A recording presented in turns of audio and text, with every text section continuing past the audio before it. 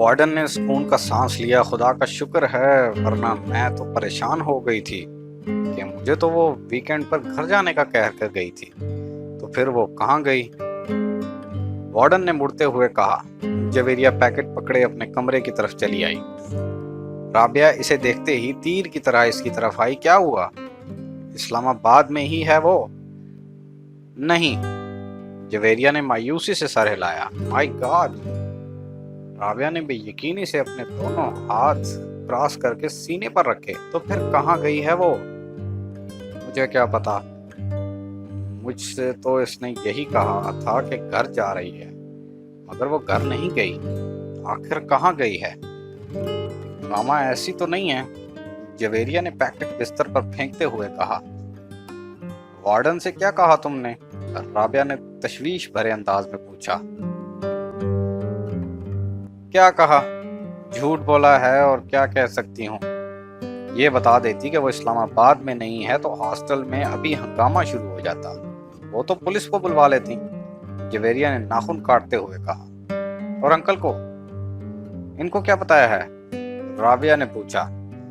इनसे भी झूठ बोला है, यही कहा है कि वो मार्केट गई है। मगर अब होगा क्या? राबिया ने परेशानी के आलम में कहा। मुझे तो ये फिक्र हो रही है कि अगर वो वापस ना आई तो मैं तो पूरी तरह पकड़ी जाऊंगी। सब यही समझेंगे कि मुझे इसके प्रोग्राम का पता था, इसलिए मैंने वार्डन और इसके घर वालों से सब कुछ छुपाया। जवेरिया की परेशानी बढ़ती जा रही थी।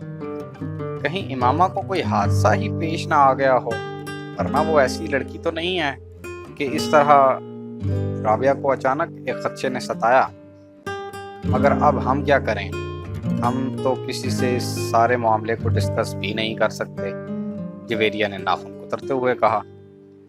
ज़ैनब से बात करें, राबिया ने कहा। फॉर गॉड सेक राबिया, कुछ तो अकल से काम लिया करो। इससे क्या बात करेंगे हम? जवेरिया ने झुंझला कर कहा। तो फिर इंतजार करते हैं, हो सकता है वो आज रात तक या कल तक आ जाए। अगर आ गई तो फिर कोई मसला नहीं रहेगा, और अगर ना आई तो फिर हम वार्डन को सब कुछ सच सच बता देंगे। राबिया ने संजीदगी से सारे मामले पर गौर करते हुए तय किया। जवेरिया ने इसे देखा, मगर इसके मशवरे पर कुछ नहीं कहा। परेशानी इसके चेहरे से छलक रही थी। जवेरिया और राबिया रात भर सो नहीं सकी। वो मुकम्मल तौर पर खौफ की गिरफ्त में थी। अगर वो ना आई तो क्या होगा, ये सवाल इनके सामने बार बार भयानक शक्लें बदल बदल कर आ रहा था। इन्हें अपना करियर डूबता हुआ नजर आ रहा था। नहीं अंदाजा था कि इनके घर वाले ऐसे मामले पर कैसा रद्द अमल जाहिर करेंगे।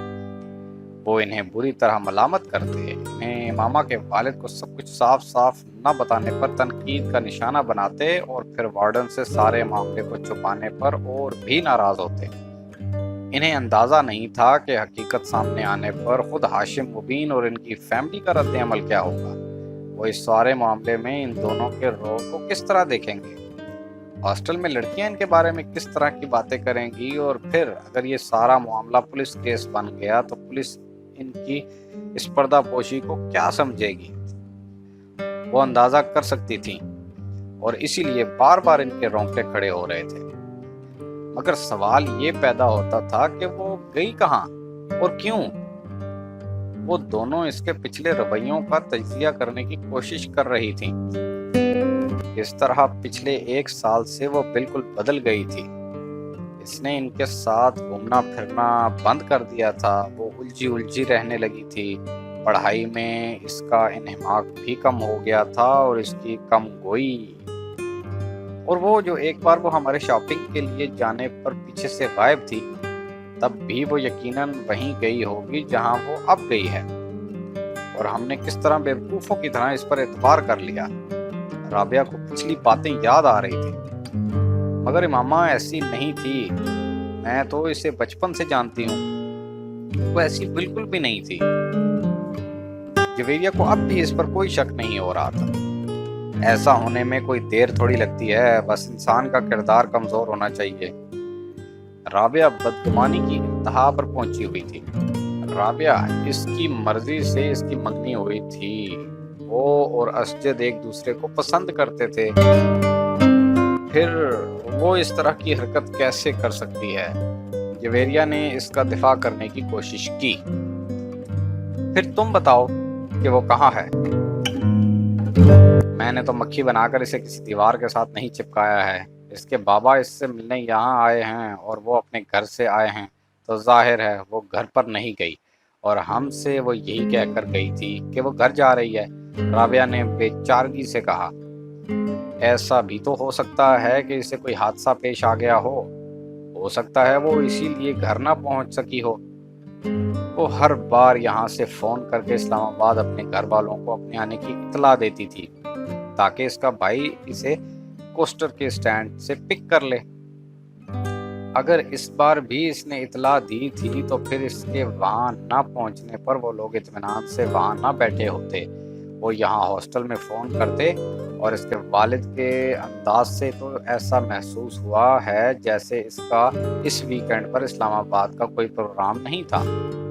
رابعہ نے اس کے قیاس کو مکمل طور پر رد کرتے ہوئے کہا، ہاں وہ کبھی بھی ایک ماہ میں 2 بار اسلام آباد نہیں جاتی تھی، مگر اس بار تو وہ دوسرے ہی ہفتے اسلام آباد جا رہی تھی، اور اس نے وارڈن سے خاص طور پر یہ کہہ کر اجازت لی تھی کوئی نہ کوئی بات ضرور ہے، کہیں نہ کہیں کچھ نہ کچھ ضرور غلط ہے۔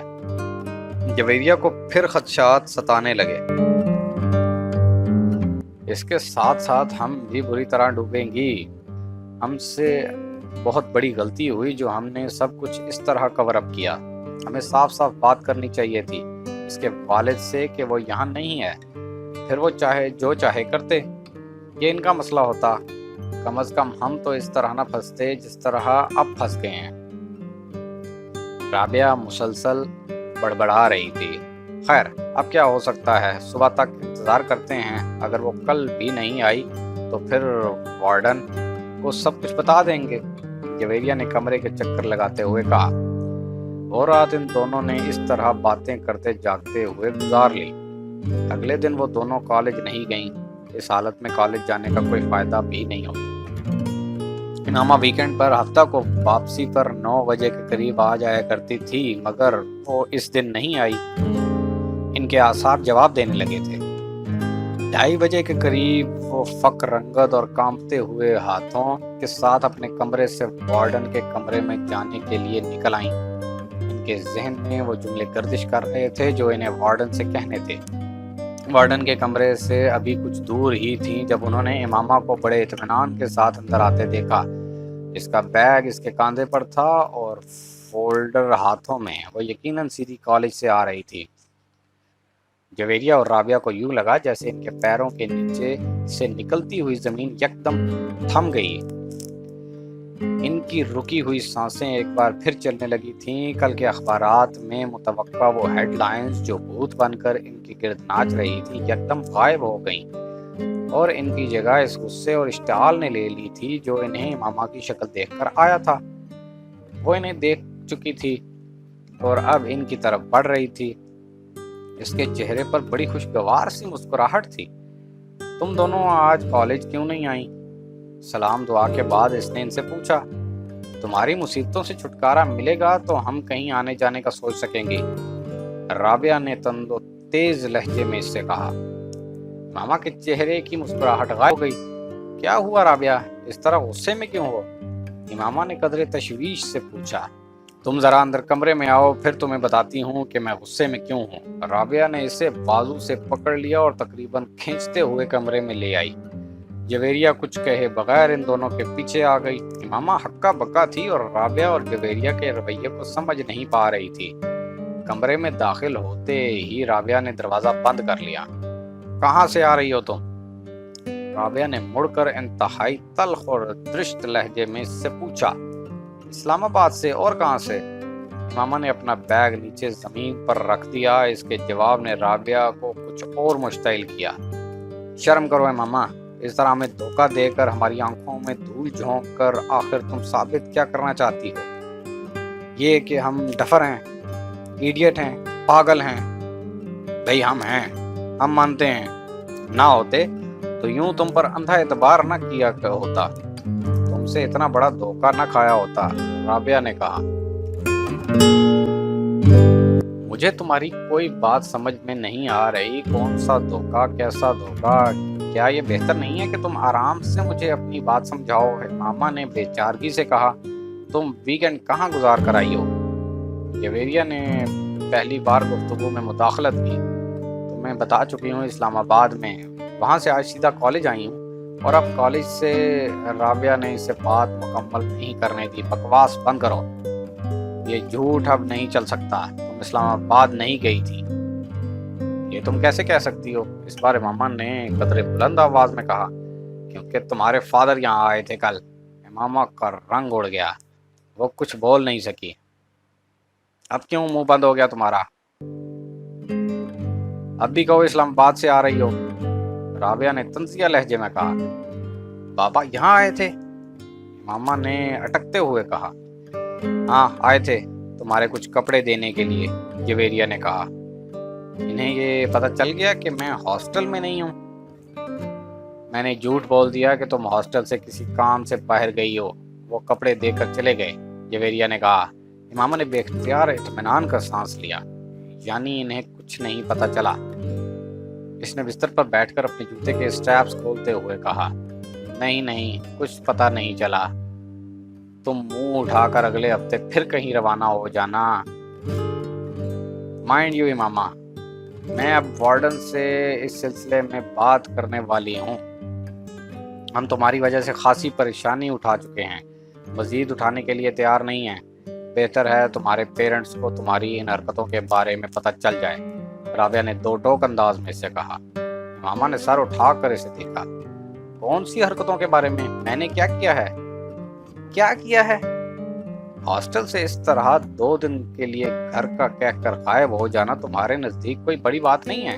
امامہ جواب دینے کی بجائے دوسرے جوتے کے بھی سٹریپس کھولنے لگی۔ مجھے وارڈن کے پاس چلے ہی جانا چاہیے، رابعہ نے غصے کے عالم میں دروازے کی طرف بڑھتے ہوئے کہا۔ جویریہ نے آگے بڑھ کر اسے روکا۔ وارڈن سے بات کر لیں گے، پہلے اس سے تو بات کر لیں، تم جلد بازی مت کرو۔ مگر اس ڈھیٹ کا اطمینان دیکھو، مجال ہے ذرا برابر شرمندگی بھی اس کے چہرے پر جھلک رہی ہو، رابعہ نے غصے میں ماما کی طرف اشارہ کرتے ہوئے کہا۔ میں تم دونوں کو سب کچھ بتا دوں گی، اتنا غصے میں آنے کی ضرورت نہیں ہے۔ میں نے کوئی غلط کام نہیں کیا، نہ ہی کسی غلط جگہ پر گئی ہوں، اور ہاں بھاگی بھی نہیں ہوں۔ ماما نے جوتوں کی قید سے اپنے پیروں کو آزاد کرتے ہوئے قدرے دھیمے لہجے میں کہا۔ پھر تم کہاں گئی تھی؟ اس بار جویریہ نے پوچھا۔ اپنی ایک دوست کے ہاں۔ کون سی دوست ہے ایک؟ اس طرح جھوٹ بول کر کیوں؟ میں تم لوگوں کے سوالوں سے بچنا چاہتی تھی، اور گھر والوں کو بتاتی یا ان سے اجازت لینے کی کوشش کرتی تو وہ کبھی اجازت نہ دیتے۔ کس کے ہاں گئی تھی اور کس لیے؟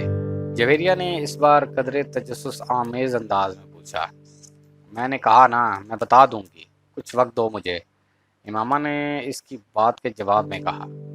کوئی وقت نہیں دے سکتے تمہیں وقت دیں تاکہ تم ایک بار پھر غائب ہو جاؤ اور اس بار واپس ہی نہ آؤ، رابعہ نے اس بار بھی ناراضی سے کہا، مگر پہلے کے نسبت اس بار اس کا لہجہ دھیما تھا۔ تمہیں تو اس بات کا بھی احساس نہیں ہوا کہ تم نے ہماری پوزیشن کتنی آکورڈ بنا دی تھی؟ اگر تمہارے اس طرح غائب ہونے کا پتہ چل جاتا تو ہماری کتنی بے عزتی ہوتی، اس کا احساس تھا تمہیں؟ رابعہ نے اسی انداز میں کہا۔ مجھے یہ توقع ہی نہیں تھی کہ بابا اس طرح اچانک یہاں آ جائیں گے، اس لیے میں یہ بھی نہیں سوچ سکتی تھی کہ تم لوگوں کو کسی نازک صورتحال کا سامنا کرنا پڑ سکتا ہے، ورنہ میں اس طرح کبھی نہ کرتی، ماما نے معذرت خواہانہ انداز میں کہا۔ تم کم از کم ہم پر اعتبار کر کے ہمیں بتا کر جا سکتی تھی، جویریہ نے کہا۔ میں آئندہ ایسا کبھی نہیں کروں گی، ماما نے کہا۔ کم از کم میں تمہارے کسی بات پر اعتبار نہیں کر سکتی، رابعہ نے دو ٹوک انداز میں کہا۔ مجھے اپنی پوزیشن کلیئر کرنے دو رابعہ، تم مجھے غلط سمجھ رہی ہو، ماما نے اس بار قدرے کمزور انداز میں کہا۔ تم کو احساس ہے کہ تمہاری وجہ سے ہمارا کریئر اور ہماری زندگی کس طرح داؤ پر لگ گئی تھی؟ یہ دوستی ہوتی ہے، اسے دوستی کہتے ہیں۔ ٹھیک ہے، مجھ سے غلطی ہو گئی، مجھے معاف کر دو، ماما نے جیسے ہتھیار ڈالتے ہوئے کہا۔ جب تک تم یہ نہیں بتاؤ گی کہ تم کہاں غائب ہو گئی تھیں میں تمہاری کوئی معذرت قبول نہیں کروں گی، رابعہ نے ٹوک ٹوک انداز میں کہا۔ امامہ کچھ دیر اسے دیکھتی رہی، پھر اس نے کہا میں صبیحہ کے گھر چلی گئی تھی۔ جویریہ اور رابعہ نے حیرانی سے ایک دوسرے کو دیکھا۔ کون؟ ان دونوں نے تقریباً بیک وقت پوچھا۔ تم لوگ جانتی ہو اسے؟ امامہ نے کہا۔ وہ 4th ایئر کی صبیحہ، جویریہ نے بے اختیار پوچھا۔ امامہ نے سر ہلایا۔ مگر اس کے گھر کس لیے گئی تھی تم؟ دوستی ہے اس سے میری، امامہ نے کہا۔ دوستی؟ کیسی دوستی؟ 4 دن کی سلام دعا ہے تمہارے ساتھ اس کی، اور میرا خیال ہے تم تو اسے اچھی طرح جانتی بھی نہیں ہو، پھر اس کے گھر رہنے کے لیے کیوں چل پڑی؟ جویریہ نے اعتراض کرتے ہوئے کہا۔ وہ بھی اس طرح جھوٹ بول کر، کم از کم اس کے گھر جا کر رہنے کے لیے تمہیں ہم سے یا اپنے گھر والوں سے جھوٹ بولنے کی ضرورت نہیں تھی، رابعہ نے اسی لہجے میں کہا۔ تم اسے کال کر کے پوچھ لو کہ میں اس کے گھر پر تھی یا نہیں، ماما نے کہا۔ چلو یہ مان لیا کہ تم اس کے گھر پر تھی، مگر کیوں تھی؟ جویریہ نے پوچھا۔ ماما خاموش رہی، پھر کچھ دیر بعد اس نے کہا مجھے اس کی مدد کی ضرورت تھی۔ ان دونوں نے حیران ہو کر دیکھا۔ کس سلسلے میں؟ امامہ نے سر اٹھایا اور پلکیں جھپکائے بغیر دیکھتی رہی۔ جویریہ نے کچھ بے چینی محسوس کی۔ کس سلسلے میں؟ تم اچھی طرح جانتی ہو، امامہ نے قدرے مدھم انداز میں کہا۔ میں؟ جویریہ نے کچھ گڑبڑا کر رابعہ کو دیکھا جو اب بڑی سنجیدگی سے اسے دیکھ رہی تھی۔ ہاں، تم تو اچھی طرح جانتی ہو۔ تم پہیلیاں مت بجھواؤ، سیدھی اور صاف بات کرو، جویریہ نے قدرے سخت لہجے میں کہا۔ امامہ سر اٹھا کر خاموشی سے اسے دیکھنے لگی، پھر کچھ دیر بعد شکست خوردہ انداز میں اس نے سر جھکا دیا۔ بتاؤ نا، آخر تمہاری زندگی کی سب سے بڑی خواہش کیا ہے؟ اس دن کالج میں امامہ نے جویریہ سے اصرار کیا۔ جویریہ کچھ دیر اس کا چہرہ دیکھتی رہی۔ میری خواہش ہے کہ تم مسلمان ہو جاؤ۔ امامہ کو جیسے ایک کرنٹ سا لگا۔ اس نے شوق اور بے یقینی کے عالم میں جویریہ کو دیکھا۔ وہ دھیمے لہجے میں کہتی جا رہی تھی، تم میری اتنی اچھی اور گہری دوست ہو کہ مجھے یہ سوچ کر تکلیف ہوتی ہے کہ تم گمراہی کے راستے پر چل رہی ہو، اور تمہیں اس کا احساس تک نہیں ہے۔ نہ صرف تم بلکہ تمہاری پوری فیملی۔ میری خواہش ہے کہ نیک اعمال پر اگر اللہ مجھے جنت میں بھیجے تو تم میرے ساتھ ہو، لیکن اس کے لیے مسلمان ہونا تو ضروری ہے۔ امامہ کے چہرے پر ایک کے بعد ایک رنگ آ رہا تھا۔ بہت دیر بعد وہ کچھ بولنے کے قابل ہو سکی۔ میں توقع نہیں کر سکتی تھی جویریہ کہ تم مجھ سے تحریم جیسی باتیں کرو گی۔ تمہیں تو میں اپنا دوست سمجھتی تھی، مگر تم بھی۔ جویریہ نے نرمی سے اس کی بات کاٹ دی۔ تحریم نے تم سے تب جو کچھ کہا تھا ٹھیک کہا تھا۔ امامہ پلکیں جھپکائے بغیر اسے دیکھتی رہی۔ اسے جویریہ کی باتوں سے بہت تکلیف ہو رہی تھی، اور صرف آج ہی نہیں، میں اس وقت بھی تحریم کو صحیح سمجھتی تھی، مگر میری تمہارے ساتھ دوستی تھی اور میں چاہنے کے باوجود تم سے یہ نہیں کہہ سکی کہ میں تحریم کو حق بجانب سمجھتی ہوں۔ اگر وہ یہ کہتی تھی کہ تم مسلمان نہیں ہو تو یہ ٹھیک تھا، تم مسلمان نہیں ہو۔ امامہ کی آنکھوں میں آنسو آ گئے۔ کچھ بھی کہے بغیر وہ ایک جھٹکے سے اٹھ کر کھڑی ہوئی۔ جویریہ بھی اس کے ساتھ کھڑی ہو گئی۔ امامہ نے کچھ بھی کہے بغیر وہاں سے جانے کی کوشش کی، مگر جویریہ نے اس کا بازو پکڑ لیا۔ تم میرا بازو چھوڑ دو، مجھے جانے دو، آئندہ کبھی تم مجھ سے بات تک مت کرنا۔ امامہ نے بھرائے ہوئے لہجے میں اسے اپنا بازو چھڑوانے کی کوشش کرتے ہوئے کہا۔ امامہ میری بات سمجھنے کی کوشش کرو۔ امامہ نے اس کی بات کاٹ دی۔ تم نے کتنا ہرٹ کیا ہے مجھے جویریہ، مجھے کم از کم تم سے یہ امید نہیں تھی۔ میں تمہیں ہرٹ نہیں کر رہی ہوں، حقیقت بتا رہی ہوں۔ رونے یا جذبات میں آنے کی بجائے تم ٹھنڈے دل و دماغ سے میری بات سوچو۔ میں آخر تم کو بیکار کسی بات پر ہرٹ کیوں کروں گی؟ جویریہ نے اس کا بازو نہیں چھوڑا۔ یہ تو تمہیں ہی پتا ہوگا کہ تم مجھے ہرٹ کیوں کر رہی ہو، مگر مجھے آج یہ اندازہ ضرور ہو گیا ہے کہ تم میں اور تحریم میں کوئی فرق نہیں ہے، بلکہ تم نے تو مجھے اس سے بھی زیادہ تکلیف پہنچائی ہے۔ اس سے میری دوستی اتنی پرانی نہیں تھی جتنی تمہارے ساتھ ہے۔ ماما کے گالوں پر آنسو بہہ رہے تھے اور وہ مسلسل اپنا بازو جویریہ کی گرفت سے آزاد کروانے کی کوشش کر رہی تھی۔ یہ تمہارا اصرار تھا کہ میں تمہیں اپنی زندگی کی سب سے بڑی خواہش بتاؤں، میں اسی لیے تمہیں نہیں بتا رہی تھی، اور میں نے تمہیں پہلے ہی متنبع کر دیا تھا کہ تم میری بات پر بہت ناراض ہوگی، مگر تم نے مجھے یقین دلایا تھا کہ ایسا کبھی نہیں ہوگا۔ جویریہ نے اسے یاد دلانے کی کوشش کی۔ مجھے اگر یہ پتا ہوتا کہ تم میرے ساتھ اس طرح کی بات کرو گی تو میں کبھی تم سے تمہاری زندگی کی سب سے بڑی خواہش جاننے پر اصرار نہ کرتی۔ امامہ نے اس بار قدرے غصے سے کہا، اچھا میں دوبارہ اس معاملے پر تم سے بات نہیں کروں گی۔ جویریہ نے قدرے مدافعانہ انداز میں کہا، اس سے کیا ہوگا؟ مجھے یہ تو پتہ چل گیا ہے کہ تم در حقیقت میرے بارے میں کیا سوچتی ہو۔ ہماری دوستی اب کبھی بھی پہلے جیسی نہیں ہو سکتی۔ آج تک میں نے کبھی تم پر اس طرح تنقید نہیں کی، مگر تم مجھے اسلام کا ایک فرقہ سمجھنے کی بجائے غیر مسلم بنا رہی ہو۔ امامہ نے کہا، میں اگر ایسا کر رہی ہوں تو غلط نہیں کر رہی۔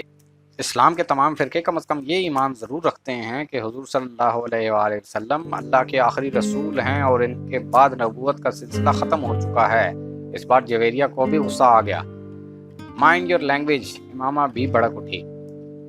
میں تمہیں حقیقت بتا رہی ہوں امامہ، اور میں ہی نہیں، یہ بات سب لوگ جانتے ہیں کہ تمہاری فیملی نے روپے کے حصول کے لیے مذہب بدلا ہے۔ ماما میری باتوں پر اتنا ناراض ہونے کی ضرورت نہیں ہے۔ ٹھنڈے دل و دماغ سے ماما نے جویریہ کی بات کاٹ دی۔ مجھے ضرورت نہیں ہے تمہاری کسی بھی بات پر ٹھنڈے دل و دماغ سے غور کرنے کی۔ میں جانتی ہوں حقیقت کیا ہے اور کیا نہیں۔ تم نہیں جانتی اور یہی افسوسناک بات ہے، جویریہ نے کہا۔ امامہ نے جواب میں کچھ کہنے کی بجائے اس بار بہت زور کے جھٹکے سے اپنا بازو چھڑا لیا اور تیز قدموں کے ساتھ وہاں سے چل پڑی۔ اس بار جویریہ نے اس کے پیچھے جانے کی کوشش نہیں کی۔